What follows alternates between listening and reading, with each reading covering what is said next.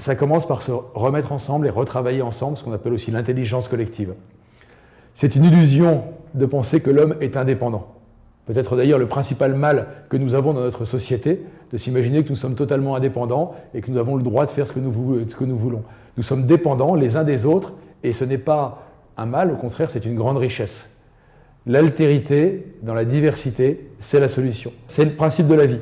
4 milliards d'années, toujours la même chose, la diversité, la relation. La vie ne s'est pas créée toute seule avec une seule espèce, que ce soit les dinosaures, que ce soit même les bactéries qui ont été les premiers à peupler la Terre, ou même l'espèce humaine aujourd'hui. C'est ce problème qu'a l'homme aujourd'hui. D'ailleurs, même quand on parle d'environnement, de s'imaginer que l'homme est au milieu et qu'autour, il y a des choses qui l'environnent. Nous sommes immergés dans les systèmes vivants, en relation permanente les uns avec les autres.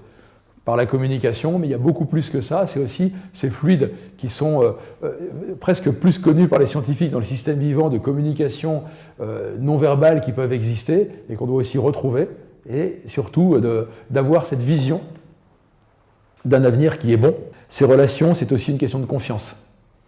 On ne construit pas l'avenir avec les peurs, on ne construit pas l'avenir avec l'angoisse. On construit l'avenir parce qu'on a envie d'aller quelque part ensemble, mais surtout parce qu'on a confiance avec ceux avec qui nous travaillons. Cette confiance, elle n'existe que si nous avons cette vision commune, si nous respectons aussi un système de valeurs qui est basé sur le bien commun, qui est basé sur la générosité, mais qui est aussi basé sur la construction d'un territoire sur lequel nous vivrons correctement et sur lequel nos enfants vivront correctement. Aujourd'hui, nous sommes plus libres. Moi, je suis un ultra-libéral.